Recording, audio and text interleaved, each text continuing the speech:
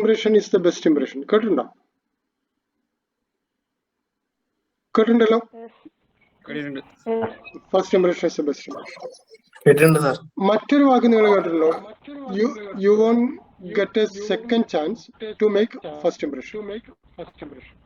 അതായത് നിങ്ങൾക്ക് first impression ഉണ്ടാക്കാൻ വേണ്ടി സെക്കൻഡ് ചാൻസ് കിട്ടില്ല. അത് കേട്ടിട്ടുണ്ടോ? അത് ഡെഫിനറ്റ് ആയിട്ട് നമുക്ക് അറിയാവുന്ന കാര്യമാണല്ലോ. ഫസ്റ്റ് ഇംപ്രഷൻ എന്ന് പറയുന്നത് ഒരാൾ ആദ്യം ഉണ്ടാക്കുന്ന ഇംപ്രഷൻ ആണ്. അതുണ്ടാക്കാൻ വേണ്ടി രണ്ടാമതൊരു അവസരം ഡെഫിനറ്റ്ലി കിട്ടില്ല. അതുകൊണ്ട് നിങ്ങൾ ആലോചിക്കേണ്ട കാര്യം എന്ന് പറയുന്നത്, ഞാനിപ്പോൾ നിങ്ങളെ കണ്ടിട്ടില്ല, പക്ഷേ ഈ കുറച്ച് ദിവസങ്ങൾ കൊണ്ട് നമ്മൾ കാണുന്നതിന് മുൻപ് I will make an impression on you. Okay, അപ്പൊ അതുകൊണ്ട് റെസ്പോണ്ട് ചെയ്യാൻ ചാൻസ് കിട്ടിയാൽ റെസ്പോണ്ട് ചെയ്തോണം കേട്ടോ. കലബില പറയല്ല, റെസ്പോണ്ട് ചെയ്യാൻ ചാൻസ് കിട്ടിയാൽ റെസ്പോണ്ട് ചെയ്യുക. ഒരാൾ പ്രതികരിക്കുന്ന സമയത്ത് മറ്റൊരാൾ പ്രതികരിക്കരുത്. We must keep quiet. Okay okay. IT എന്ന് പറഞ്ഞാൽ എന്താണ് എന്ന് എഴുതിയ ഒന്നോ രണ്ടോ ആളുകൾ ഒന്ന് വായിച്ചേ. IT, what is IT?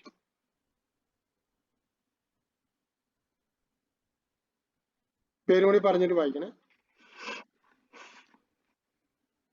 ഞാൻ പറഞ്ഞല്ലോ, തെറ്റിക്കോട്ടെ. Dare to make mistake. It doesn't need a proper definition.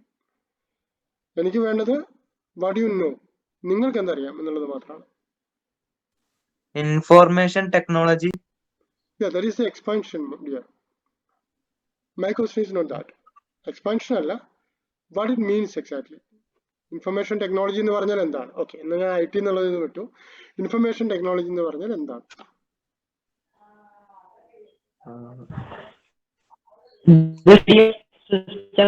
Computer and storing and sending information. Come again, ഒന്നുകൂടി പറഞ്ഞ് ക്ലിയർ ആയില്ല മോനെ. Area of systems, especially computers and telecommunication, for storing and sending information. Storing, sending, telecommunication, computer. Okay, great. അടിപൊളി.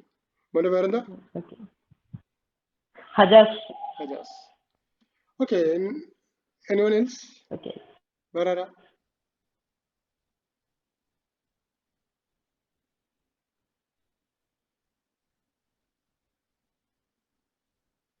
Hello, അടുത്ത ആള് പറഞ്ഞ്. നമ്മൾ 5-6 വർഷം പഠിച്ചൊരു ഡെഫിനേഷൻ ചോദിക്കണേ. നിങ്ങളിത് നിങ്ങളുടെ ടീച്ചറിനോട് ചോദിച്ചിട്ടില്ല. IT പഠിപ്പിക്കാൻ ഒരു ടീച്ചർ വന്നപ്പോ നിങ്ങളുടെ ആദ്യത്തെ ക്വസ്റ്റ്യൻ എന്തായിരിക്കണമായിരുന്നു? എന്താണ് IT എന്നായിരിക്കണമായിരുന്നു കേട്ടോ. അത് നിങ്ങൾ ചെയ്തില്ല. Okay, that's a mistake. Anything related to computer. Anything related to computer and its connecting technology is what is IT. Okay. Okay, പറഞ്ഞോ ഫസ്ന. കേട്ടില്ല, ഒന്നുകൂടി. ഫസ്ന പറഞ്ഞോ, എന്താ പറഞ്ഞു?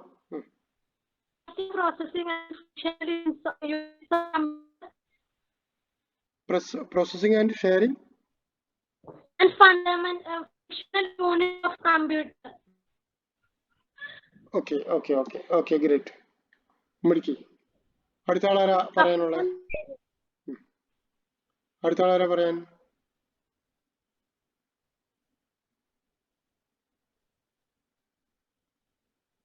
Who else?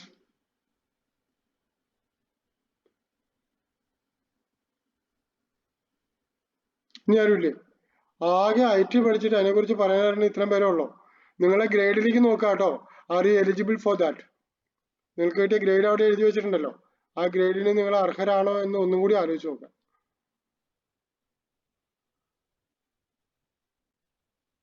What is IT? Come on.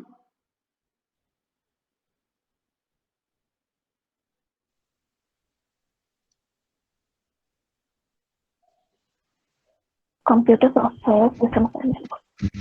Computer software? Use of computer software systems and networks. Use of computer software systems and network. Great. അടിപൊളി. നിങ്ങൾ എല്ലാവരും പറയുന്ന ഡെഫിനേഷൻ കറക്റ്റ് ആണ് കേട്ടോ. തെറ്റൊന്നും ആരും ഇതേവരെ പറഞ്ഞിട്ടില്ല. ഞാൻ പറഞ്ഞില്ലേ, യു ക്യാൻ മേക്ക് മിസ്റ്റേക്ക്. നിങ്ങൾക്ക് ഒരിക്കലും മിസ്റ്റേക്ക് ഉണ്ടാക്കാൻ പറ്റില്ല, പ്രത്യേകിച്ച് ഞാൻ നിങ്ങളെ പഠിപ്പിക്കുമ്പോൾ. നിങ്ങൾ എന്ത് പറഞ്ഞാലും അത് ശരിയാണ്. Okay, anyone else? പക്ഷെ ഒരു ട്യൂണിങ് വേണം. നമ്മളൊരു 100% പെർഫെക്റ്റ് ആണ് ഈ ആൻസർ എന്നല്ല ഞാൻ പറഞ്ഞത്. നമുക്ക് ചെറിയൊരു ട്യൂണിങ് മതി, അല്ലാതെ പുതുതായിട്ട് നമ്മൾ ഒരുപാട് കാര്യങ്ങൾ പഠിക്കേണ്ട ഒന്നുമില്ല. ഓക്കെ, പറഞ്ഞത്രയും ആളുകൾ റെസ്പോണ്ടഡ് വെൽ. ബാക്കി ആളുകൾ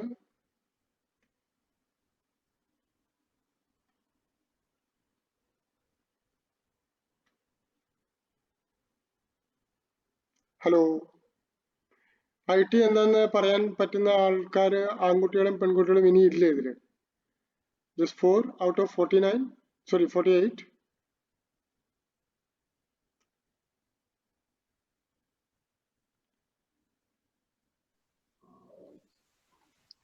Sir, I'm Shafna. Okay. Computer is a data processor. Computer is a data processor. Okay. Molu, you deviated from the question. My question is not what is computer, but I asked what is information technology. കമ്പ്യൂട്ടറിനെ കുറിച്ച് പറഞ്ഞത് perfect definition ആണ്. ഇത് നമുക്കിനി വേണം കുറച്ച് കഴിയുമ്പോൾ കേട്ടോ.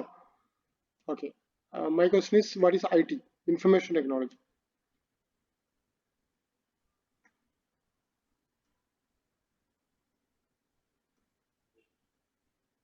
Anyone else? നിങ്ങൾ അവിടെ എഴുതിയോ? എല്ലാവരും ഒന്ന് എഴുതി വെച്ചില്ലേ എന്തെങ്കിലും അവിടെ? അത് എഴുതാതിരിക്കാണോ? ഞാൻ എഴുതാൻ സമയം തന്നതാണല്ലോ. എഴുതിയിട്ടുണ്ടാവും എന്നുള്ളതാണ് എൻ്റെ വിചാരം. ആ എഴുതിയതെടുത്താണ് വായിച്ചോ.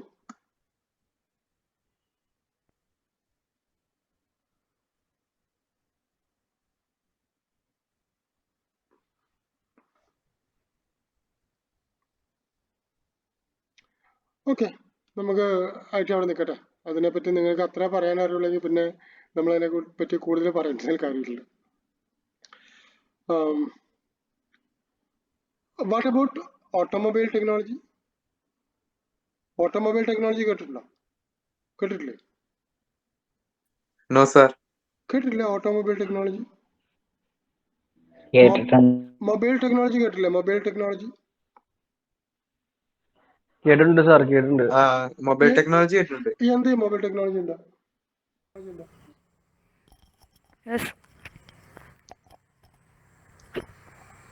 മൊബൈൽ ടെക്നോളജിയിൽ എന്താ സംഭവിക്കുന്നത്? കേട്ടിട്ടുണ്ട് സാർ, പക്ഷെ എന്താണെന്ന് അറിയില്ല.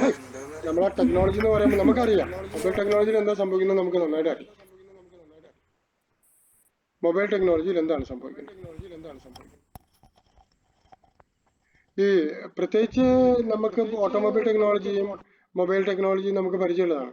കാരണം ഓരോ ദിവസവും പുതിയ കാറുകൾ ഇറങ്ങുന്നു അല്ലേ? പുതിയ ഡിസൈനിൽ, പുതിയ മൈലേജിൽ, പുതിയ പൊല്യൂഷൻ കൺട്രോൾ സിസ്റ്റത്തിൽ, പുതിയ ടെക്നോളജിയിൽ, പുതിയ നാവിഗേഷൻ സിസ്റ്റത്തിൽ പുതിയ വണ്ടികൾ ഇങ്ങനെ ഇറങ്ങിക്കൊണ്ടേ ഇരിക്കുകയല്ലേ. അപ്പോൾ ഓട്ടോമൊബൈൽ ടെക്നോളജിയിൽ എന്താ സംഭവിക്കുന്നത്? പുതിയ വണ്ടികൾ കണ്ടുപിടിക്കുന്നു, അതിനെ റിഫൈൻ ചെയ്യുന്നു, കുറച്ചുകൂടി നല്ല മോഡലുകൾ ഉണ്ടാക്കുന്നു, കുറച്ചുകൂടി നല്ല ഡിസൈൻസ് ഉണ്ടാക്കുന്നു, കുറച്ചുകൂടി നല്ല എഞ്ചിൻ ഉണ്ടാക്കുന്നു, കുറച്ചുകൂടി നല്ല പിക്കപ്പും മൈലേജും ഉള്ള വണ്ടികൾ ഉണ്ടാക്കുന്നു. This is what is happening there അല്ലേ? അതല്ലേ അവിടെ സംഭവിക്കുന്നത് അല്ലേ? അല്ലേ? Yes sir. മറ്റേ നമ്മുടെ ഓട്ടോമൊബൈൽ ടെക്നോളജിയിൽ ഇതാണ് സംഭവിക്കുന്നത്. ഇതേവരെ കണ്ടിട്ടില്ലാത്ത വണ്ടികൾ ഉണ്ടാക്കുക. പണ്ടത്തെ സിനിമയിലൊക്കെ നമുക്ക് കാണാമല്ലോ, ഓൾഡ് കാറുകളും മോട്ടോർ ബൈക്കുകളും ഒക്കെ ഉള്ള സ്റ്റൈലും ഇപ്പോഴത്തതും ഒക്കെ ഇറ്റ് ഈസ് ടോട്ടലി ഡിഫറെന്റ്. ഇന്നത്തെ പത്രത്തിലുണ്ട് ബുള്ളറ്റ്, റോയൽ എൻഫീൽഡ് പുതിയൊരു സാധനം കൊണ്ട് ഇറങ്ങി എന്ന് പറഞ്ഞിട്ട്. വായിച്ചില്ലായിരുന്നോ? അപ്പോ പുതിയ മോഡലുകൾ വണ്ടികൾ ഇങ്ങനെ ഇറങ്ങിക്കൊണ്ടിരിക്കുകയാണ്. ഓക്കെ, ദെൻ അഗെയിൻ ഞാൻ പറഞ്ഞത് മൊബൈൽ ടെക്നോളജിയിൽ എന്താ സംഭവിക്കുന്നത്? മൊബൈൽ ടെക്നോളജിയിൽ എന്താ സംഭവിക്കുന്നത്?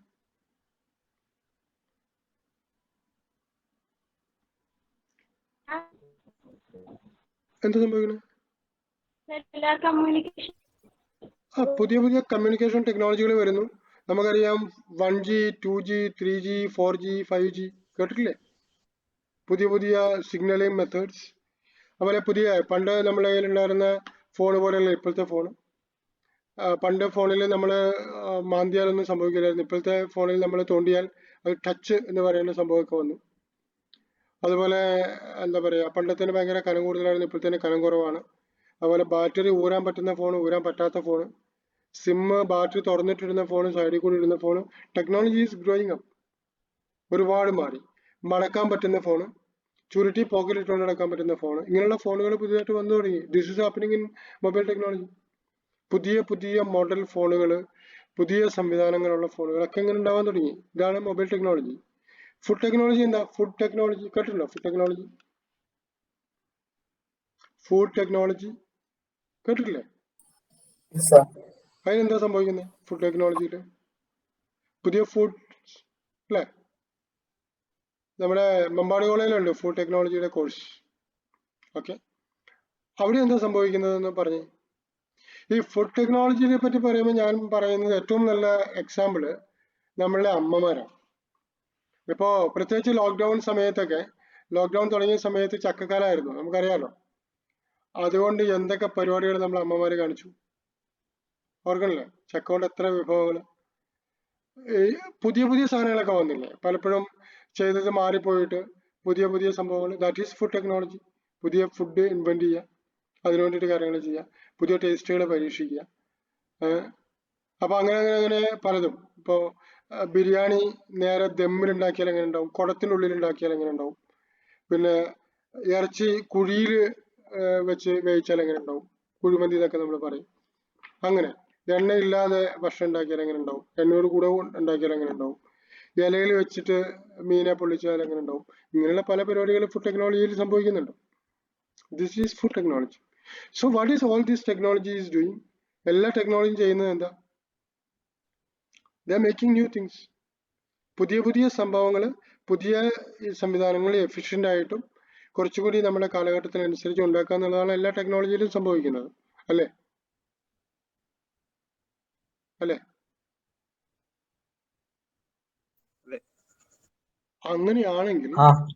അങ്ങനെയാണെങ്കിൽ ഇൻഫർമേഷൻ ടെക്നോളജിയിൽ എന്തായിരിക്കും സംഭവിക്കുന്നുണ്ടാവുക? പുതിയ പുതിയ വെറൈറ്റി ഓരോ വെറൈറ്റി സിസ്റ്റത്തിൽ ഉൾപ്പെടുത്തും. ഓട്ടോമൊബൈൽ സിസ്റ്റത്തിൽ അല്ലെ ഓട്ടോമൊബൈൽ ടെക്നോളജി ചെയ്യുന്നത് പുതിയ പുതിയ ഓട്ടോമൊബൈൽസ് കണ്ടുപിടിക്കുക, അല്ലെങ്കിൽ കുറച്ചുകൂടി റിഫൈൻഡ് ആയിട്ടുള്ള ഓട്ടോമൊബൈൽസ് കണ്ടുപിടിക്കുക. ഫുഡ് ടെക്നോളജി ചെയ്യുന്നത് പുതിയ റിഫൈൻഡ് ആയിട്ടുള്ള ഫുഡ് ഐറ്റംസ് കണ്ടുപിടിക്കുക. മൊബൈൽ ടെക്നോളജി ചെയ്യുന്നത് കുറച്ചുകൂടി എഫിഷ്യന്റ് ആയിട്ടുള്ള, കുറച്ചുകൂടി സ്മൂത്ത് ആയിട്ടുള്ള, കുറച്ചുകൂടി ഫെസിലിറ്റി ഉള്ള മൊബൈലുകൾ കണ്ടുപിടിക്കുക. അങ്ങനെയാണെങ്കിൽ ഇൻഫർമേഷൻ ടെക്നോളജി എന്തായിരിക്കും? പുതിയ പുതിയ സോഫ്റ്റ്വെയർ. നോ, സോഫ്റ്റ്വെയർ ഞാൻ പറഞ്ഞില്ല. We are not talking about software technology. We are talking about information technology. അപ്പോ that's it.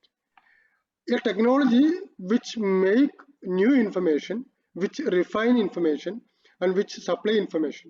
ഇതാണ് ഇൻഫർമേഷൻ ടെക്നോളജി കേട്ടോ.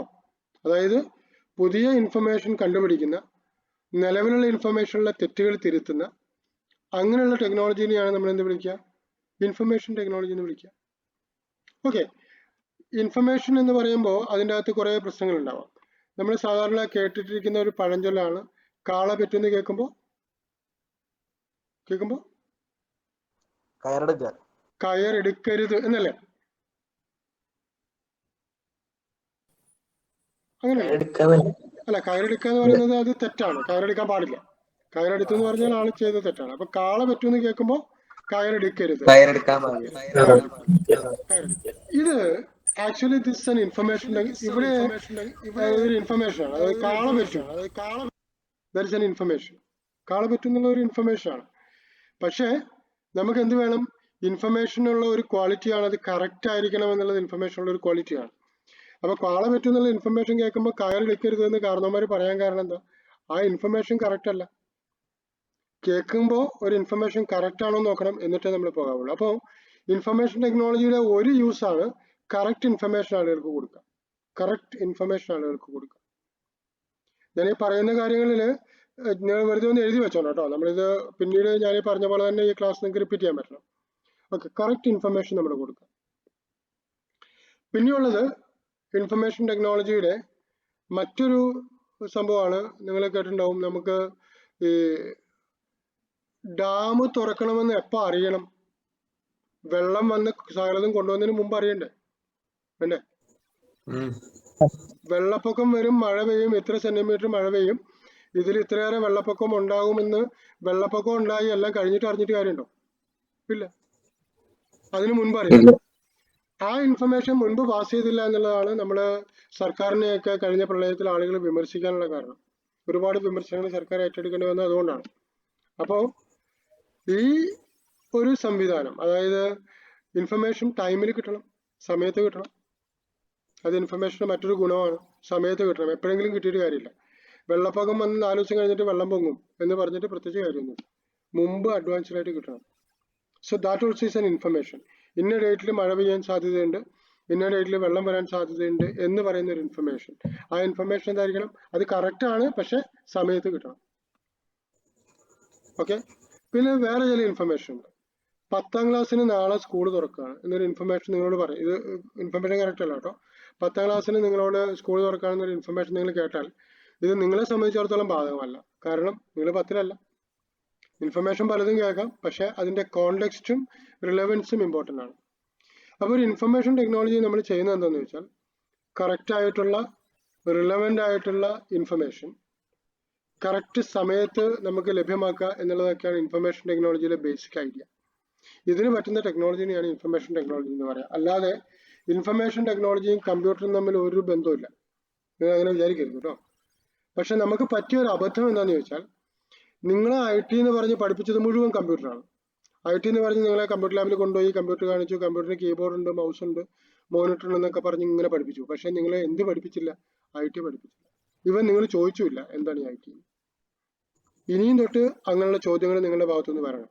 സോ 5 വർഷത്തോളം നിങ്ങൾ ചെയ്ത മിസ്റ്റേക്ക് ആണ് IT എന്താണെന്ന് നിങ്ങൾക്ക് അറിയത്തില്ല എന്ന് പറയുന്നത്. ഇനിയും തൊട്ട് ഏതെങ്കിലും ടീച്ചർമാർ എന്തെങ്കിലും പറഞ്ഞാൽ നിങ്ങൾ അതിന് ക്ലാരിറ്റി ഉണ്ടാക്കാതെ പോകരുത്. മനസ്സിലായില്ല? ഞാൻ പറഞ്ഞാലും ക്ലാരിറ്റി ഉണ്ടാക്കാതെ പോകരുത്. ഇപ്പൊ ബ്ലൂടൂത്ത് എന്നൊരു വാക്ക് കേട്ടാൽ സാറേ അത് പല്ല് എന്ന് പറഞ്ഞൊരു സാധനം ഉണ്ടല്ലോ, അതില് പല്ലും അതും തമ്മിൽ എന്താ ബന്ധം എന്നുള്ള ചോദ്യം വരണം. ബ്ലൂടൂത്ത് നിങ്ങൾ ഇതിനു മുമ്പ് കേട്ടിട്ടില്ലേ? ബ്ലൂടൂത്ത് പല്ലും അതും തമ്മിൽ എന്താ ബന്ധം? Why that name? ആ പല്ല് എന്ന് പറയുന്ന സംഭവം വന്ന എന്തുകൊണ്ടാ? What is the connection? അറിയോ? ചോദിക്കണ്ടേ? ഇത് ആദ്യം ബ്ലൂടൂത്ത് എന്ന് പറഞ്ഞ ആളോട് ചോദിക്കണ്ടേ? സാറേ അല്ലെങ്കിൽ ചേട്ടാ, ചേച്ചി, ഇതും ഈ ബ്ലൂടൂത്തിന് ബ്ലൂടൂത്ത് എന്ന പേര് വരാൻ കാരണം എന്താ? നീലപ്പല്ല് എന്ന് പറയുന്ന സംഭവത്തിന്റെ എന്താ അർത്ഥം? അപ്പോ ഇങ്ങനെയുള്ള ഓരോന്നിനും നിങ്ങൾക്ക് ക്വസ്റ്റ്യൻ ചോദിച്ചു കഴിഞ്ഞാൽ നിങ്ങളുടെ ടീച്ചേഴ്സും അറിയാത്തത് പഠിക്കും, നിങ്ങളും അറിയാത്തത് പഠിക്കും. അപ്പോൾ നമ്മൾ കുറേ കാര്യങ്ങൾ മിസ് ഔട്ട് ചെയ്തിട്ടുണ്ട്. ഞാനിപ്പോൾ നിങ്ങളോട് പറഞ്ഞത് കുറ്റപ്പെടുത്താൻ വേണ്ടിയിട്ടല്ല. നിങ്ങൾ എന്ത് ചെയ്തു എന്നറിയോ? വിളമ്പി തന്നത് കഴിച്ചു, അതാണ് നിങ്ങൾക്ക് പറ്റിയത്. ബൊഫേ സിസ്റ്റത്തിൽ ആയിരുന്നില്ല നിങ്ങളുണ്ടായിരുന്ന സിസ്റ്റം ബൊഫേ സിസ്റ്റത്തിൽ ആയിരുന്നില്ല. ചോദിച്ചു വാങ്ങാൻ നിങ്ങൾ പഠിച്ചില്ല, പകരം നിങ്ങൾ വിളമ്പി തന്നത് കഴിച്ചു പഠിച്ചു. ഇനിയും തൊട്ട് ആ മിസ്റ്റേക്ക് റിപ്പീറ്റ് ചെയ്യരുത് കേട്ടോ. ഇപ്പൊ പറ്റിയതല്ലേ അറിയുള്ളൂ. ഇപ്പൊ നമ്മള് മഞ്ചേരിക്ക് പോകാൻ വേണ്ടി നിലമ്പൂർ ബസ് സ്റ്റാൻഡിൽ നിന്ന് ഞാൻ മഞ്ചേരിക്ക് പോകാൻ വേണ്ടി നോക്കുമ്പോൾ ഒരു ആദ്യം വന്ന ബസ്സിൽ ഞാൻ കയറി. കുറച്ച് കഴിയുമ്പോൾ വഴിക്കടവ് സൈഡിലേക്കാണ് പോണേ. വഴിക്കടവ് സൈഡിൽ പോയി കുറച്ച് കഴിയുമ്പോൾ ചന്തക്കുന്ന് എത്തി. ഞാൻ ആകെ കൺഫ്യൂഷനായി. പിന്നെ കുറച്ച് കഴിയുമ്പോഴത്തേനും ഇങ്ങനെ വെളിയന്തോടെത്തി, ചുങ്കത്തിലെത്തി. അപ്പോൾ എനിക്ക് മനസ്സിലായി ഈ വണ്ടി പോകുന്നത് മഞ്ചേരിക്കല്ല എന്ന് മനസ്സിലായി. ഞാൻ എന്ത് ചെയ്യണം? അവിടുന്ന് ഇറങ്ങണം. അല്ലാതെ വഴിക്കടവിൽ എത്തിയിട്ട് ഇറങ്ങാൻ നിൽക്കരുത്. കാരണം ചിലപ്പോൾ ഞാൻ ചുങ്കത്തിലെന്ന് ചാടി എഴുന്നേൽക്കുമ്പോൾ ആളുകൾ ചോദിക്കും, അയ്യേ പൊട്ടൻ, ഇവനെന്താ ശ്രദ്ധിക്കാതെ കയറിയെന്നൊക്കെ വിചാരിക്കും. പക്ഷേ മിസ്റ്റേക്ക് കണ്ടാൽ അപ്പോൾ നമ്മൾ അത് റെക്ടിഫൈ ചെയ്തോണം. അപ്പോൾ വണ്ടിയിൽ നിന്ന് ഇറങ്ങുക, അവിടെ ഇറങ്ങുക, ചുങ്കത്തറ സ്റ്റാൻഡിൽ നിന്ന് അടുത്ത മഞ്ചേരി വണ്ടി പിടിക്കുക. ഇല്ലെങ്കിൽ എന്ത് സംഭവിക്കും? നമ്മൾ ആളുകൾ കേട്ടാൽ എന്ത് വിചാരിക്കും എന്ന് വിചാരിച്ച് നമ്മളവിടെ ഇരുന്നാൽ വഴിക്കടവിൽ വരെ നമ്മൾ പോകും. ആ വണ്ടി പിന്നെയും തിരിച്ച് ചുങ്കത്തറയിൽ എത്തണം. ആ സമയം കൊണ്ട് നമുക്ക് പിന്നെ വടപുറം കഴിഞ്ഞ് മമ്പാടെത്താം. സമയം പോകും. മിസ്റ്റേക്ക് കണ്ടു കഴിഞ്ഞാൽ നമുക്ക് അപ്പം തന്നെ അത് കറക്റ്റ് ചെയ്തോണം. അല്ലാതെ മിസ്റ്റേക്കും പിടിച്ചോണ്ടിരിക്കരുത്. രണ്ടാമത്, നമ്മൾ അങ്ങനെ ഒരു ബസ്സിൽ അബദ്ധത്തിൽ കയറിയാൽ ഈ ബസ്സിൽ ആരും നമ്മൾ നാളെ കാണാൻ പോകുന്നില്ല. നമുക്ക് അബദ്ധം പറ്റിയെന്ന് പറഞ്ഞ് തിരിച്ചിറങ്ങുന്നതിൽ യാതൊരു തെറ്റില്ല. തെറ്റുകൾ സംഭവിക്കാം, കറക്റ്റ് ചെയ്യാം, മുന്നോട്ട് പോകാം. അപ്പോൾ ഞാൻ പറഞ്ഞത് ഇങ്ങനെയുള്ള ചോദ്യങ്ങൾ നിങ്ങൾ ചോദിച്ചുകൊണ്ടിരിക്കണം. ഓക്കെ. ഈ നമ്മളുടെ എന്താ പറയാ വൈഫൈ സിസ്റ്റത്തിന് നമ്മളൊരു അടച്ചിട്ട റൂമിൻ്റെ ഉള്ളിലൊക്കെ വേണമെങ്കിൽ വൈഫൈ കിട്ടും. പക്ഷേ TV-യുടെ റിമോട്ട്, ഒരു പേപ്പർ ഇട്ടാൽ പിന്നെ റിമോട്ട് നമ്മൾ TV-യുടെ സ്വിച്ച് ആ റിമോട്ട് ഓൺ ചെയ്താൽ പിന്നെ അത് വർക്ക് ചെയ്യില്ല. നിങ്ങൾ ശ്രദ്ധിച്ചിട്ടുണ്ടോ എന്നറിയില്ല. ഒരു പേപ്പർ ആ റിമോട്ട് റിസീവറിന്റെ മുകളിലൂടെ ഇട്ട് നിങ്ങൾ സ്വിച്ച് ഞെക്കിയാൽ സംഭവം ഓണാവില്ല. അതെന്താ അങ്ങനെ? ചിലത് അങ്ങനെ പറ്റും, ചിലത് അങ്ങനെ പറ്റില്ല. അതിനൊക്കെ കാരണങ്ങളുണ്ട്, കൃത്യമായ കാരണങ്ങളുണ്ട്. കാരണം ഇതാണ്, നിങ്ങൾ 2 മുറിയിൽ 2 TV ഉണ്ട്. ഒരു റിമോട്ട് കൊണ്ട് നിങ്ങൾക്ക് ഈ തുളച്ചു കിടക്കാൻ പറ്റുന്ന സാധനം കൊണ്ട് സിഗ്നൽ കൊണ്ട് നിങ്ങൾക്ക് റിമോട്ട് ഉണ്ടാക്കി തന്നാൽ എന്ത് സംഭവിക്കില്ല? നിങ്ങൾ ഇവിടെ ഇരുന്ന് ഓൺ ചെയ്താൽ അയലൊക്കത്തെ TV ഓൺ ആവും. അത് സംഭവിക്കാതിരിക്കാനാണ് ഇങ്ങനെയുള്ള പെനിട്രേറ്റ് ചെയ്യാൻ പറ്റാത്ത, കടന്നു പോകാൻ പറ്റാത്ത സാധനങ്ങൾ കൊണ്ട് ആ സിഗ്നൽ ഉണ്ടാക്കിയിട്ടുള്ളത്. അപ്പൊ അങ്ങനെ ഓരോന്നിനും കാരണങ്ങളുണ്ട്. അത് അന്വേഷിക്കാനും കണ്ടുപിടിക്കാനും പറ്റണം. ഓക്കെ, ബ്ലൂടൂത്തിന് എന്തുകൊണ്ട് ആ പേര് വന്നു എന്നുള്ളത് നിങ്ങളുടെ മനസ്സിൽ കിടക്കട്ടെ. Try to locate it. ഇല്ലെങ്കിൽ നമ്മൾ ഭാവിയിൽ അത് പറയും, ഡിസ്കസ് ചെയ്യും. ആ സമയത്ത് അത് വരണം. ഞാനിപ്പോൾ പറഞ്ഞത് എന്താണെന്ന് വെച്ചാൽ, വിളമ്പി തരുന്ന സാധനം തിന്നുന്നത് നിർത്തുക, ചോദിച്ചു വാങ്ങി ഭക്ഷണം കഴിക്കാൻ വേണ്ടി തയ്യാറാവുക. ഓക്കെ, എന്നേരത്ത് വീട്ടില് സാറിങ്ങനെ പറഞ്ഞിട്ടുണ്ടെന്ന് പറഞ്ഞ് നാളെ എനിക്ക് വിളമ്പി തന്നത് എന്താ പറയാ പയറുതോരനാണ്, എനിക്കത് പറ്റൂല, നിർബന്ധമായിട്ടും എനിക്ക് ചിക്കൻ വേണമെന്ന് പറഞ്ഞ് ബഹളം ഉണ്ടാക്കാനല്ല ഞാൻ പറഞ്ഞത് കേട്ടോ. ഞാൻ സംസാരിക്കുന്നത് എഡ്യൂക്കേഷന്റെ കോണ്ടെക്സ്റ്റിലാണ്, അല്ലാതെ വീട്ടിലുള്ള നിങ്ങളുടെ സിസ്റ്റത്തിലല്ല. ഓക്കെ, സോ അപ്പൊ ഞാൻ പറഞ്ഞത് ഇതാണ്, IT എന്ന് പറഞ്ഞാൽ സംഭവം ഇത്രേ ഉള്ളൂ. ഇപ്പൊ എന്താ IT എന്ന് നിങ്ങൾക്ക് അറിയാലോ. IT is A technology which create new information. Mobile technology is A technology which create more new mobiles എന്ന് പറയുന്ന പോലെ IT is A technology which create new information. അതുപോലെ വിച്ച് റിഫൈൻ ഇൻഫർമേഷൻ, നിലവിലുള്ള ഇൻഫർമേഷന്റെ തെറ്റുകൾ തിരുത്തും. ഇപ്പൊ വണ്ടിയിൽ നമ്മൾ ചെയ്യുന്ന പോലെ മൈലേജ് കുറവുള്ള വണ്ടിക്ക് പുതിയ മൈലേജ് കൂട്ടാനുള്ള സംവിധാനം ഉണ്ടാക്കുന്ന പോലെ ഇൻഫർമേഷൻ ടെക്നോളജിയിലുള്ള ന്യൂനതകൾ പരിഹരിച്ചുകൊണ്ട് പുതിയ സിസ്റ്റത്തിലേക്ക് പോകുക എന്നുള്ളതാണ് ഇൻഫർമേഷൻ ടെക്നോളജിയിലെ ബേസിക് എയിം. തെറ്റല്ലാത്ത കറക്റ്റ് ഇൻഫർമേഷൻ തരിക, അത് പെട്ടെന്ന് തരിക, നമുക്ക് ആവശ്യമുള്ള ഇൻഫർമേഷൻ തരിക. അതുപോലെ ചിലരുണ്ട്, നമ്മൾ ഈ പ്രസംഗങ്ങളൊക്കെ നമ്മളോട് കേൾക്കണം എന്ന് പറയാറുണ്ടല്ലോ, പ്രസംഗങ്ങളൊക്കെ കേൾക്കണം എന്ന് പറയാറുണ്ട്. അതെന്തിനു വേണ്ടിയിട്ടാ? പുതിയ ഇൻഫർമേഷൻ കിട്ടും, ശരിയല്ലേ? പുതിയ ഇൻഫർമേഷൻ കിട്ടും, പ്രസംഗങ്ങൾ കേൾക്കണം. ഓക്കെ, ഇപ്പോ ഇപ്രാവശ്യം നമ്മുടെ അമേരിക്കൻ വൈസ് പ്രസിഡന്റായി തെരഞ്ഞെടുക്കപ്പെട്ട കമല ഹാരിസിന്റെ ഒരു പ്രശസ്തമായ വാക്കുകളുണ്ട്. ഈ ഒരു സ്ഥാനത്ത് വരുന്ന ആദ്യത്തെ ലേഡി ഞാനാണ്, പക്ഷെ അവസാനത്തെ ലേഡി ആവില്ല ഞാൻ എന്ന് പറഞ്ഞൊരു പ്രസ്താവന പുള്ളിക്കാരി ചെയ്തു. Great inspiring word. അങ്ങനെ നമുക്ക് പല നല്ല ഇൻസ്പയറിംഗ് വേർഡുകളും നല്ല ഇൻഫർമേഷൻസും എവിടുന്ന് കിട്ടും? ഈ പ്രസംഗങ്ങളിൽ നിന്ന് കിട്ടും. പക്ഷെ ചില സമയത്ത് നിങ്ങൾ കേട്ടിട്ടില്ലേ, പ്രസംഗം ഇങ്ങോട്ട് നീട്ടി വലിച്ച് പറയേണ്ട കാര്യം ആകെ കുറച്ചുണ്ടാവുള്ളൂ, പക്ഷെ അത് നീട്ടി പരത്തി വല്ലാതെ വൃത്തികേടാക്കിയിട്ട് നമുക്ക് പറയും. അവസാനം നമുക്ക് എന്ത് കിട്ടില്ല? പറയാൻ ഉദ്ദേശിച്ചത് കിട്ടൂല. അങ്ങനെ സംഭവിക്കാറുണ്ട്. അപ്പൊ എപ്പോഴും ഇൻഫർമേഷൻ കൊടുക്കുമ്പോൾ ഇറ്റ് മസ്റ്റ് ബി പ്രിസൈസ്, വളരെ ഷോർട്ടായിട്ടും ആക്യുറേറ്റ് ആയിട്ടും കൊടുക്കുക. അതും ഇൻഫർമേഷൻ ടെക്നോളജിയുടെ ഒരു ക്വാളിറ്റിയാണ്. ഇൻഫർമേഷൻ ടെക്നോളജി എന്ന് പറഞ്ഞാൽ ഇറ്റ് മേക്ക് പ്രിസൈസ് ഇൻഫർമേഷൻസ്, വേണ്ട കാര്യം മാത്രം പറയാം. അപ്പോ ഇതൊക്കെ ഇങ്ങനെയുള്ള നല്ല ഇൻഫർമേഷൻ, കൂടുതൽ ഉഷാറായിട്ടുള്ള ഇൻഫർമേഷൻ നമുക്ക് ഉണ്ടാക്കാൻ വേണ്ടിയിട്ടുള്ള ഒരു സംവിധാനമാണ് ഇൻഫർമേഷൻ ടെക്നോളജി. അതുപോലെ ഇപ്പോഴത്തെ കാലഘട്ടത്തിന്റെ ഒരു പ്രത്യേകത, ഇത് IT യുഗമാണെന്ന് നമ്മൾ പറയാറുണ്ടല്ലോ, ഇൻഫർമേഷൻ ടെക്നോളജി യുഗമാണ്. ഇപ്പോ ഓരോ കാലഘട്ടത്തിനും ഓരോ പ്രത്യേകതകളുണ്ട്. പണ്ട് കാലത്തൊക്കെ ആളുകൾ കാട്ടിൽ പോയി മാനിനെയൊക്കെ വേട്ടയാടി ഭക്ഷണം കഴിച്ചുകൊണ്ടിരുന്ന ഒരു സംവിധാനമുണ്ട്, നമുക്കറിയാലോ, ശിലായുഗം എന്ന് നമ്മൾ വിളിക്കും. അന്ന് ആ കാലത്തെ പ്രമാണി ആരായിരുന്നു? ഒരു അമ്പ് കൊണ്ട് കാട്ടിൽ പോവുക, 3 മുയലുകളെ പിടിച്ചോണ്ട് വരിക എന്ന് പറഞ്ഞാൽ, സാധാരണ ഓരോ മുയലിനും ഒരു അമ്പ് ചെയ്യണം. അപ്പോൾ ഒരമ്പിന് ഇപ്പം നമ്മൾ ബാഹുബലി സിനിമ കണ്ടല്ലോ, ബാഹുബലി സിനിമ കണ്ടപ്പോൾ നമ്മൾ അതിൻ്റെ അകത്ത് ഭയങ്കര ഒരു സീൻ കണ്ടു. അതായത് സാധാരണ ഒരാള് വില്ലിൽ വെച്ച് ഒരമ്പേ വിടുള്ളൂ, പക്ഷെ അതിലെ നായകൻ 3, 4 അമ്പ് വിടും. നായകനെ വിടാൻ പഠിപ്പിക്കുന്നത് നമ്മൾ കണ്ടതല്ലേ, ഓർക്കുന്നില്ലേ? അപ്പൊ അതെന്തുകൊണ്ടാന്ന് ചോദിച്ചാല്, അന്നത്തെ കാലത്ത് ഒരു തവണ ഒരമ്പ് ചെയ്യുന്നവനേക്കാളും മിടുക്കനാണ് ഒരു തവണ 3 അമ്പ് ചെയ്യാനും 4 അമ്പ് ചെയ്യാനും പറ്റുന്ന ആൾക്കാർ. അന്നത്തെ പ്രഗത്ഭൻ എന്ന് പറഞ്ഞാൽ അവരാണ്. വലിയ വാളെടുത്ത് യുദ്ധം ചെയ്യാൻ പറ്റുന്ന, വളരെ കായിക ബലമുള്ള, ഭയങ്കര എന്താ പറയുക ശക്തിയുള്ള ആളുകളൊക്കെയാണ് അന്നത്തെ വലിയ ആളുകൾ. അങ്ങനത്തെ ഒരു കാലഘട്ടം ഉണ്ടായിരുന്നു. നമ്മളതിന് ശിലായുഗം എന്ന് വിളിച്ചു. ആയുധവും കരുത്തും കൈമുതലായുള്ളവരായിരുന്നു അന്നത്തെ രാജാക്കന്മാര്. പടയോട്ടങ്ങളും വെട്ടിപ്പിടുത്തവും ഒക്കെ നമ്മൾ കേട്ടിട്ടുണ്ട്. ഒരുപാട് ആളുകളെ കൊന്നു തള്ളിയ ആളുകളൊക്കെ നമുക്കറിയാം. പക്ഷെ കാലഘട്ടം മാറി. കുറച്ച് കഴിഞ്ഞപ്പോൾ തന്നെ എന്താ വെച്ചാല് മെല്ലെ കാലഘട്ടം മാറിയിട്ട് നമ്മുടെ നാട്ടിലൊക്കെ തന്നെ നമുക്കറിയാം, വീട്ടിൽ അധികം ശക്തിയുള്ളവരല്ല. ഓക്കെ, അന്ന് ഏറ്റവും കൂടുതൽ കാര്യങ്ങൾ, ഇപ്പം ഓരോ കാലഘട്ടത്തിലെയും ഏറ്റവും പ്രധാനപ്പെട്ട ആളുകൾ ആരാണെന്ന് അറിയാൻ നമ്മൾ നോക്കേണ്ടത് എങ്ങോട്ടാണെന്നറിയോ? കല്യാണ മാർക്കറ്റിലേക്കാണ്. പണ്ട് രാമന് സീത സ്വയംവരത്തിന്റെ ഇടയ്ക്ക് എന്തായിരുന്നു? കായിക ബലം. വില്ലെടുത്ത് കുലയ്ക്കാനും പറ്റുന്ന ആളെ ഞാൻ കല്യാണം കഴിച്ചോളാം എന്നുള്ള രൂപത്തിലാണ് തുടങ്ങിയത്. അദ്ദേഹം വില്ലെടുത്ത് കുറച്ച് അത് ഒടിഞ്ഞു പോയി. അദ്ദേഹം അതാണ് ഏറ്റവും വലിയ കായിക അഭ്യാസം എന്നുള്ള രൂപത്തിലാണ് ആ കല്യാണം നടന്നത്. പക്ഷെ പിന്നീട് കാലഘട്ടം മാറി.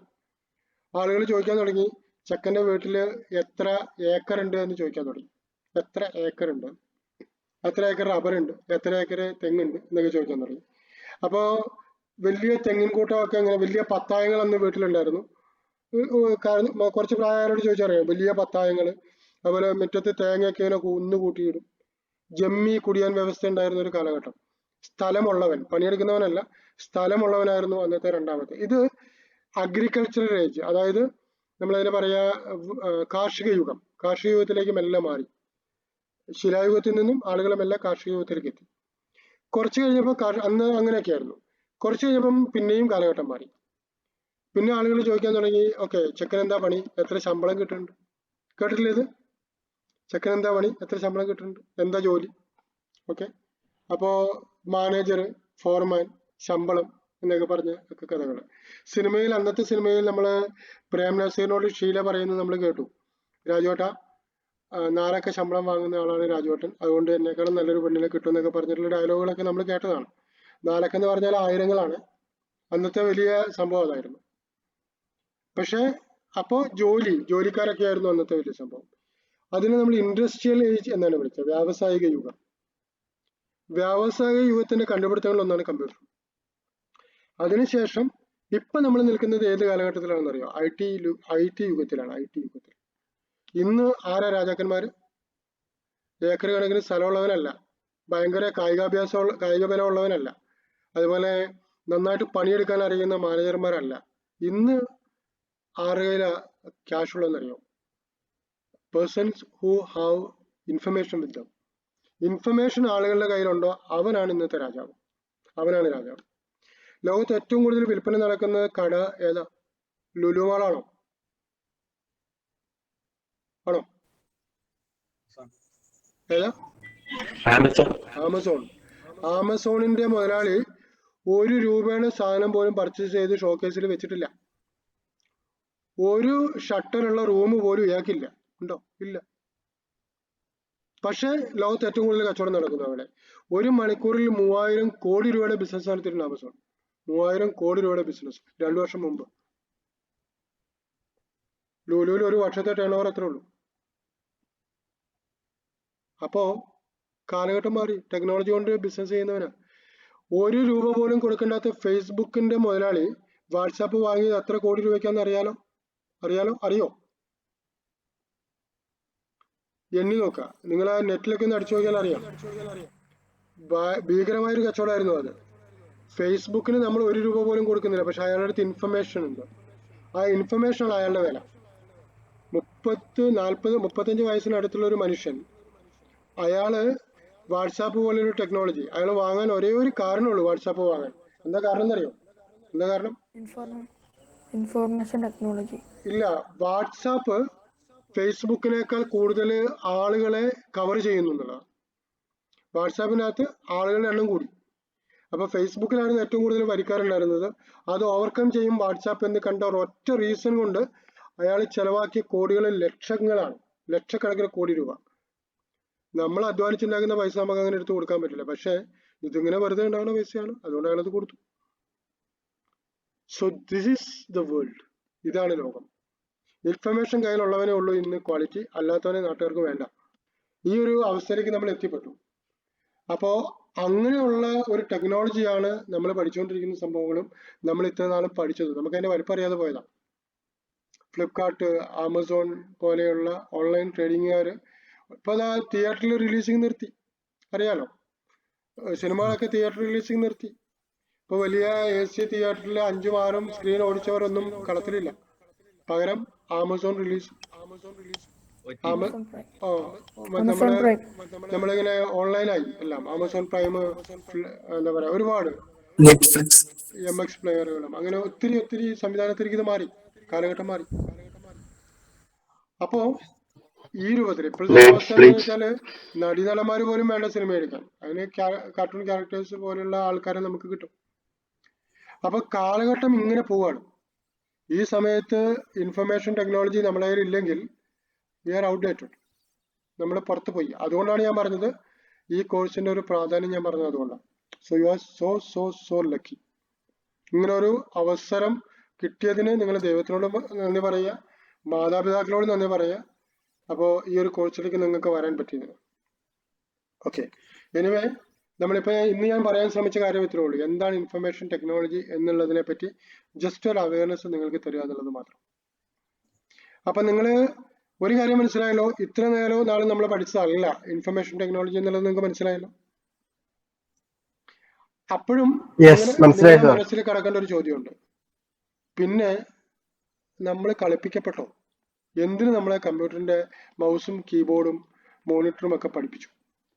നമ്മൾ ഇത്രയും വർഷം ആക്ച്വലി ഹൈസ്കൂളിൽ നമ്മൾ പഠിപ്പിച്ചപ്പം എന്ത് ചെയ്യായിരുന്നു? നമ്മൾ മിസ്ലീഡ് ചെയ്യപ്പെട്ടോ എന്നൊരു ചോദ്യം നിങ്ങളുടെ ഉള്ളിൽ വരാം.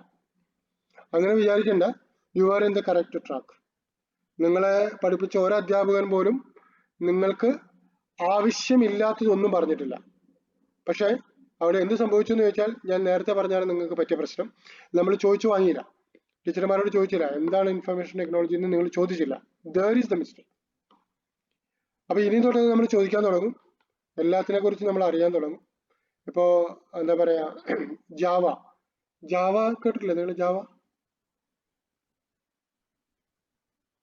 ജാവ കേട്ടിട്ടില്ലേ? എവിടെ സിനിമയില് ഏതില്? പ്രേമം സിനിമയിൽ നമ്മൾ ജാവ കേട്ടു. അപ്പൊ ഈ ജാവയെ കുറിച്ച് പിന്നീട് നിങ്ങൾ അന്വേഷിച്ചിട്ടുണ്ടെങ്കിൽ ജാവയുടെ പടത്തിന്റെ കൂടെയൊക്കെ ഒരു ചായക്കോപ്പയുടെ പടം കാണാം. ജാവയുടെ പടത്തിന്റെ കൂടെയൊക്കെ ചായക്കോപ്പയുടെ പടം കാണാം. ലിനക്സിന്റെ പടം കണ്ടപ്പോഴൊക്കെ നിങ്ങൾ പെൻഗ്വിന്റെ പടം കണ്ടു ഇല്ലേ? ഇതിനൊക്കെ കാരണങ്ങളുണ്ട്. പക്ഷെ നമ്മൾ ആരും ചോദിച്ചില്ല എന്ന് ചോദിച്ചില്ല. അതേപോലെ ആ ഉബുണ്ടു നിങ്ങൾ കണ്ടപ്പോ, അതായത് നിങ്ങളുടെ ITIT സ്കൂളിൽ നിങ്ങൾ പഠിച്ച സമയത്ത് ഉബുണ്ടു കണ്ടപ്പോൾ ഒരു കാളയുടെ പോലെ ഒരു മൃഗത്തിന്റെ പടം കണ്ടില്ലേ? അതെന്താണ് എന്ന് നിങ്ങൾക്ക് അറിയാം. അതിന്റെ പേരെന്താ അറിയോ? ആ ജന്തുവിന്റെ പടം എന്തിനാണ് അവിടെ കൊടുത്തത് നമുക്കറിയില്ല.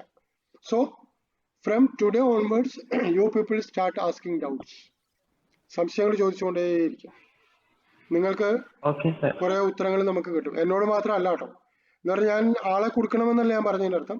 പക്ഷെ ഞാൻ തയ്യാറാണ്, കൊടുക്കാൻ ഞാൻ തയ്യാറാണ്, എനിക്ക് പ്രശ്നങ്ങളൊന്നുമില്ല. നിങ്ങൾ ഏത് ലെവൽ വരെ പോയാലും നമുക്ക് സമയം കിട്ടണമെന്നൊരു ഒറ്റ കണ്ടീഷനേ ഉള്ളൂ. വേറെ യാതൊരു ക്രൈറ്റീരിയയും എനിക്കില്ല. അപ്പൊ ആളെ കൊടുക്കാൻ വേണ്ടിയിട്ടല്ല, അറിയാൻ വേണ്ടിയിട്ട് ചോദിക്കേണ്ട എല്ലാ സംശയങ്ങളും നിങ്ങൾ ചോദിക്കണം, കാര്യങ്ങൾ മനസ്സിലാക്കണം. സോ ഇൻഫർമേഷൻ ടെക്നോളജി എന്താണ് എന്ന് നമ്മൾ പറഞ്ഞു. ഇനി എന്തുകൊണ്ട് നമ്മൾ കമ്പ്യൂട്ടർ പഠിച്ചു എന്നുള്ളത് നമ്മൾ അടുത്ത ദിവസം പറയും. ഇൻഫർമേഷൻ ടെക്നോളജി പഠിക്കാൻ വന്നപ്പോൾ കീബോർഡും മൗസും ഉബുണ്ടുവും നിങ്ങൾ പഠിക്കാൻ കാരണം എന്താണ് എന്ന് നമ്മൾ അടുത്ത ക്ലാസ്സിൽ കാണും. ഒരു കാര്യം ഞാൻ ഇന്ന് പറഞ്ഞതിൽ പുസ്തകത്തിലെ വല്ലതും ഞാൻ പഠിപ്പിച്ചോ? ഇല്ല എന്ന് വിചാരിക്കരുത് കേട്ടോ. 2-3 താള് മറിഞ്ഞു. 2-3 താള് മറിഞ്ഞു. ഞാൻ കഥ പറഞ്ഞാലും അതിന്റെ അർത്ഥം അത് ടെസ്റ്റിലുണ്ടാവും എന്നുള്ളതാണ്. അപ്പൊ എന്ത് വിചാരിക്കരുത്, ഇതൊന്നും കഥയായിട്ട് നിങ്ങൾ തള്ളിക്കളയരുത്. We need it. അത് നമ്മൾ റിഫൈൻ ചെയ്യും. നിങ്ങൾ ഞെട്ടൊന്നും വേണ്ട. ദൈവം ഇനിയിപ്പോ ഞാൻ പറഞ്ഞതിൽ ഏതാണ് ബുക്കിലുള്ളത്? കാളയുടെ പടമാണോ, അതോ പല്ലിന്റെ പടമാണോ, അതോ IT ആണോ എന്ന് കരുതി നിങ്ങൾ ടെൻഷൻ അടിക്കൊന്നും വേണ്ട. It will be refined. നിങ്ങൾക്ക് അവസാനം നിങ്ങൾക്ക് ഒരു കറക്റ്റ് ക്ലാരിറ്റിയിൽ കിട്ടും.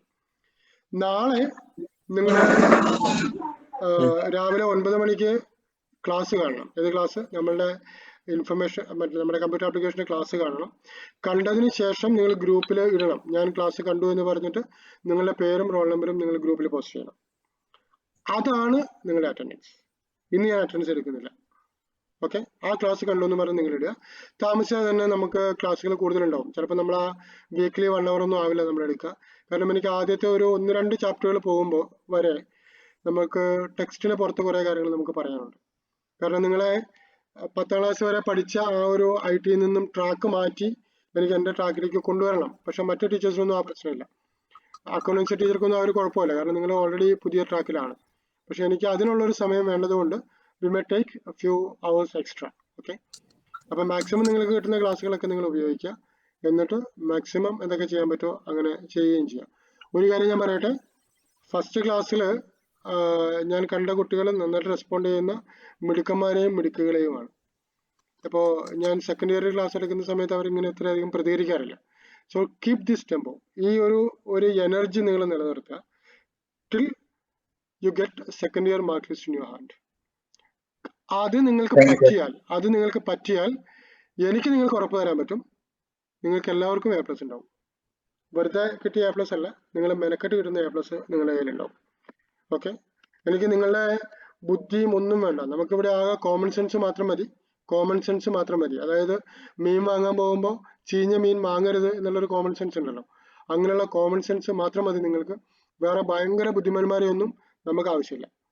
ഓക്കെ, അപ്പോൾ അതുകൊണ്ട് ആ കോമൺ സെൻസ് കൊണ്ട് മാത്രം നിൽക്കുക, ബാക്കി കാര്യങ്ങൾ നമ്മൾ റൂട്ടിലാവും. പിന്നെ ഈ ഒരു സബ്ജക്റ്റിനെ പറ്റി നിങ്ങൾ പുറത്തൊരാളോടും ഡിസ്കസ് ചെയ്യേണ്ട. ഫോർ ദ ടൈം ബീങ് നിങ്ങൾ ആരോടും ഡിസ്കസ് ചെയ്യേണ്ട. അതിനുള്ള സമയങ്ങൾ വരട്ടെ. കാരണം നിങ്ങൾ ഇതിനെപ്പറ്റി എക്സ്പ്ലോർ ചെയ്യാൻ തുടങ്ങിക്കഴിഞ്ഞാൽ നമ്മുടെ ക്ലാസ്സിന്റെ ഒരു റൂട്ടിൽ നിന്ന് നിങ്ങൾ മാറിപ്പോകും. അപ്പോൾ എനിക്ക് 100% അറിയാം, നിങ്ങൾക്ക് സമീപത്ത് കിട്ടാവുന്ന ഏറ്റവും നല്ല ടീച്ചറുടെ മുൻപിലാണ് നിങ്ങളുള്ളത്. അതിൽ ഞാൻ കോൺഫിഡൻ്റ് ആണ്. അപ്പോൾ നിങ്ങൾക്ക് ആ കോൺഫിഡൻസ് കുറച്ച് കഴിയുമ്പോൾ തന്നെ വന്നോളും. അപ്പോൾ അതുകൊണ്ട് വേറെ എവിടെയും നിങ്ങൾ പോകണ്ട. ബീൻ ദിസ് ടെക്സ്റ്റ് നിങ്ങളുടെ കയ്യിലുണ്ടെങ്കിൽ എടുത്ത് വായിക്കാൻ വേണ്ട, അതിനുള്ള സമയമായിട്ടില്ല. നാളെ ക്ലാസ് മാത്രം നിങ്ങൾ നിറഞ്ഞ മനസ്സോടെ കാണുക, എന്നിട്ട് ബാക്കി കാര്യങ്ങൾ നമുക്ക് അടുത്ത ദിവസം ഡിസ്കസ് ചെയ്യാം.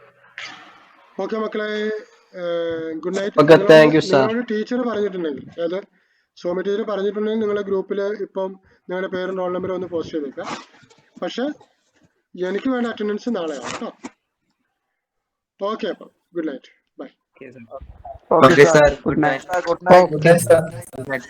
Thank you. Good night, sir.